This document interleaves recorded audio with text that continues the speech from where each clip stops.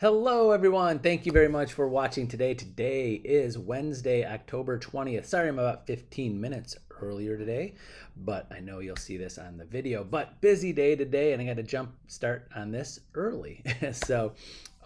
Today, I was thinking about this morning. Well, every day I think about this topic because I'm always writing notes, putting things down, notes, ideas, things I got to remind myself, things to work on later, things that just happen and to remind myself. I've read podcasts, I've read books, I've read efficiency and success related articles. And one of the topics that keeps on coming up is writing and keeping a journal, an actual journal of your life, of your ideas, of your thoughts. And I know every successful person, or not every, but many successful people in many different businesses and in life keep a record or a journal or notes. Now, I don't write. I'm not a journal person, like a physical journal. But some of the books and things that I've read, which I would love to do, but I just don't have the time to do it, is keep an actual physical journal. And when I was reading this first, I thought of, when I think of a journal, I think of a diary. Like a child writes in a diary about their life and what they're doing.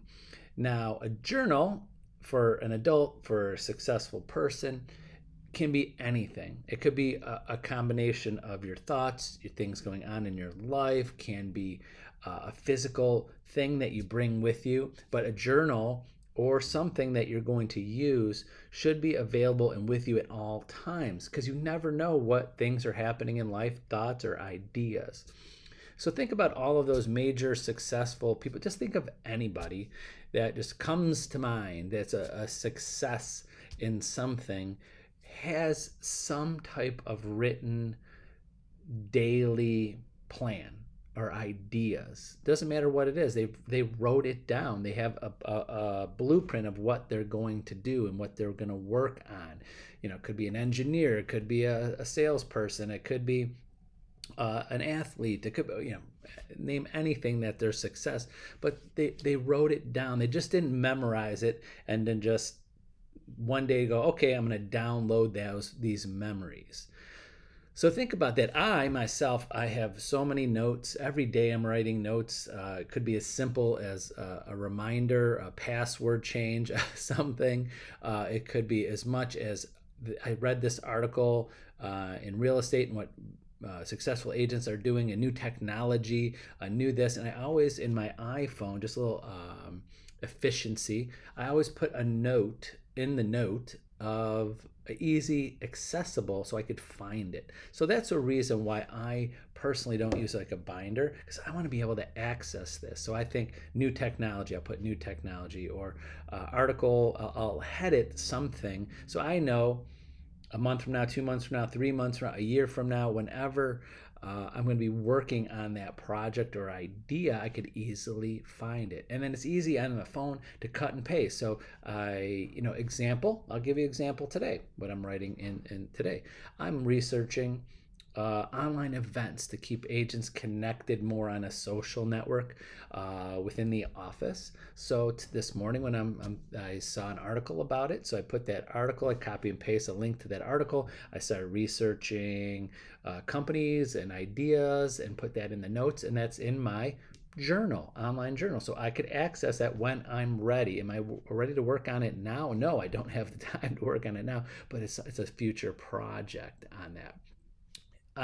My thought is if you are not writing things down and notes and ideas and thoughts, you don't have enough ideas and thoughts and visions of what you want to do in life, in personally, in business, in anything. If you're not writing things down, this is my personal opinion, is that if you're trying to remember everything and try to like rack your brain every day, like what's all the things that I have to remember that I want to do and what I want to accomplish and what I want to work on, and the plan I have personally, financially, budgets or ideas, you don't have enough. That's my opinion. I'm sorry. You don't have enough, because I can't remember everything. I'll spend more time And you'll spend more time trying to remember and go over and over in your head. Don't forget this. Don't forget this. Are you one of those people? Don't forget. Don't forget. Don't forget. In my head, the way my brain works, if I say that to myself more than once, I got to remember this, and later I got to write it down so I don't forget. I don't. I know I used to be that way 20 plus years ago. I used to try to remember everything, who I got to call, what I got to do, a project I'm going to work on. I'm trying to remember everything.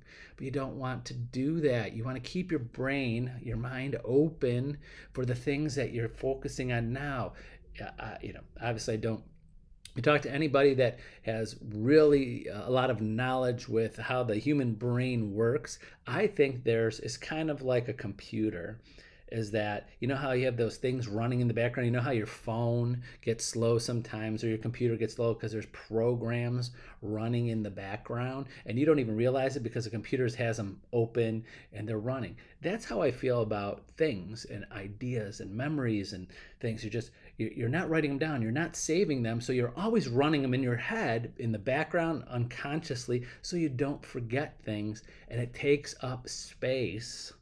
Does that make sense? On things that you need to focus on now. And I know it's in the background.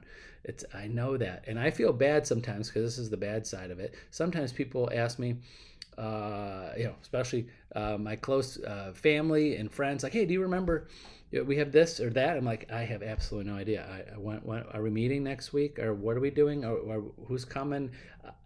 I don't remember. I write things down because I don't want my brain. And I sometimes explain, like, you didn't remember we're going to dinner next week? I'm like, no, I don't. I'm not thinking about that day. I think about that day, and I wrote it in my calendar. And then sometimes when I'm looking at my calendar a few days ahead, I'm like, oh yeah, geez, I remember. Talk to that, but I feel good about it. Some people don't. I know. I personally say it's a good thing when you don't remember what you have to do tomorrow. In my opinion, good thing, because you have it written down. You're not keeping up that space. You're not having those programs in your brain reminding you, remember tomorrow, remember tomorrow, remember tomorrow, remember tomorrow. That's what I feel. Writing notes, keeping a journal, ideas, thoughts, anything. You should be doing this daily. And I think in the iPhone, great is the notes, and you could easily search for things. And then also organized by the last time you opened it. So what I do sometimes when I'm on vacation or on a flight or somewhere where I'm want to take some downtime. Well, downtime for me, I go through my notes. I go all the way back to the last one, the oldest one that I opened. I'm like, what is this? Is this something that I need or work on? And sometimes I move it to newly opened, and then it's on the top of my things to do or look at.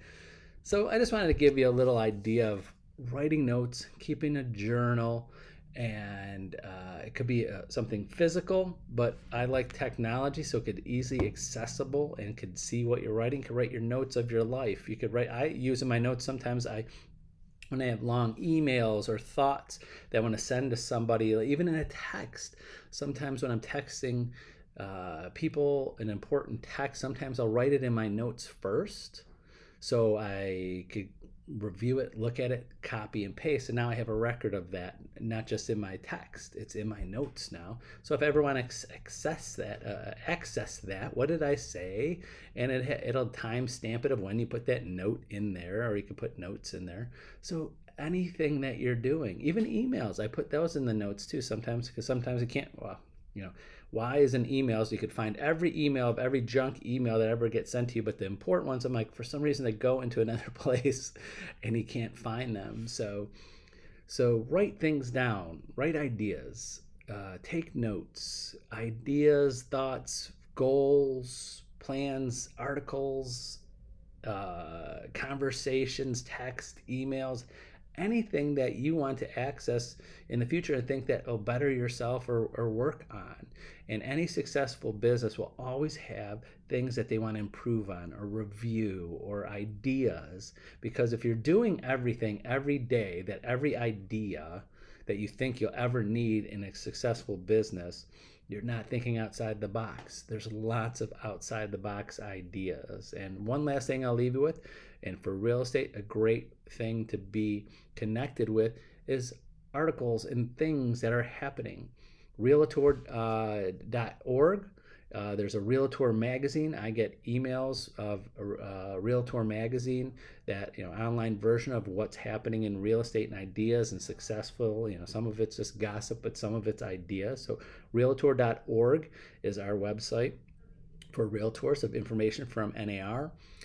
There's rismedia.com, and there's Inman News, INMAN. You got to sign up for that and pay a monthly fee for that, but to get all of the articles. But there's so much knowledge and information of what people are doing because, like I've said before in many videos, the road to success has already been paved for you. It's been done before. There's other people doing it. You don't have to create it yourself. Don't have to build it yourself. You just have to follow it, if that makes sense.